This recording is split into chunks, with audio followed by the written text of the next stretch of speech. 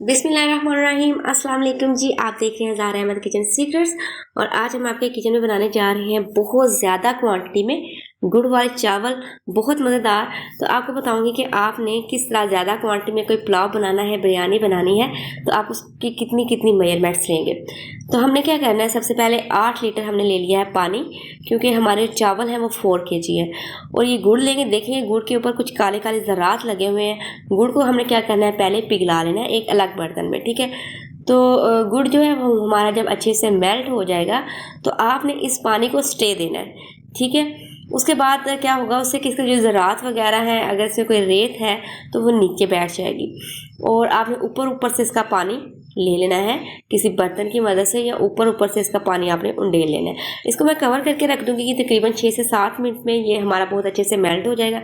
उसके बाद इसकी जो ऊपर ये झाग होती है ना, ये आपने उतार लेनी है, ठीक है। आप इसको किसी छलनी की मदद से उतार लें या आप किसी चम्मच का यूज़ कर लें, ठीक है। जो भी आपको मुनासिब लगता है उससे आपने ये झाग जो है वो रिमूव कर देनी है। ये हमारा जो गुड़ था वो थोड़ा सा लाइट कलर था। जो ब्लैक गुड़ होता है ना, उसमें काफ़ी अच्छी खासी झाग आती है, तो वो सारी आपने उतार लेनी है, ठीक है। आप कोई भी गुड़ ले सकते हैं जो भी आपको अच्छा लगता है। और सर्दियों में अगर आपने धुंध वाला जो मौसम होता है, बरसात हो रही होती है और आपने गुड़ वाले चावल नहीं खाए ना, तो आपने कुछ भी नहीं खाया।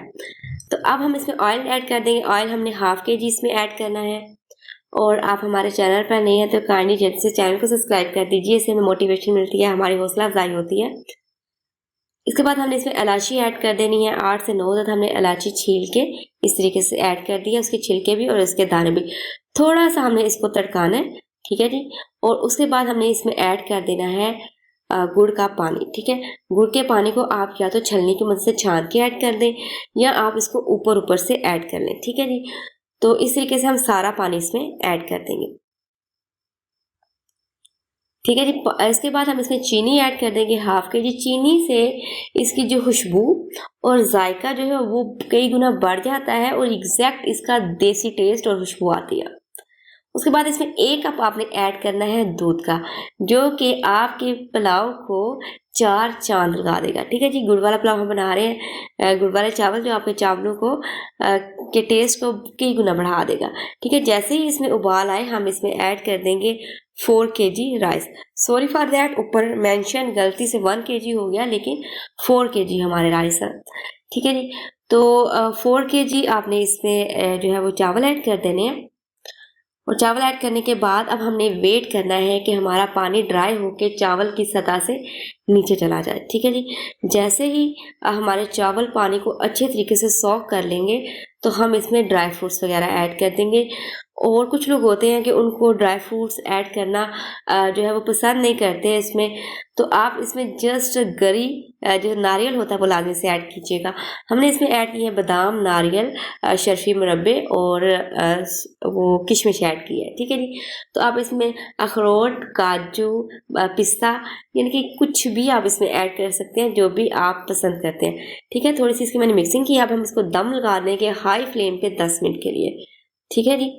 तो आपके सामने है, यानी कि इतना पानी रह जाएगा तो हम इसका दम लगा देंगे। 10 मिनट के बाद मैं आपको दिखाती हूँ। आपने इसकी स्टीम बहुत अच्छे से निकल लेने देनी है, ठीक है। अभी थोड़ा सा मैं हिलाऊंगी ताकि ये जो नीचे वाले चावल है ना उनकी भी स्टीम निकल जाए। और मैं आपको दिखाती हूँ कि हमारे चावल किस तरह लंबे लंबे खिले खिले बने हैं, जुड़े नहीं हैं। हमारे चावल का एक एक दाना बिल्कुल अलग है, ये आप देख सकते हैं, ठीक है जी। तो आप अब इसकी कर लेंगे सर्विंग।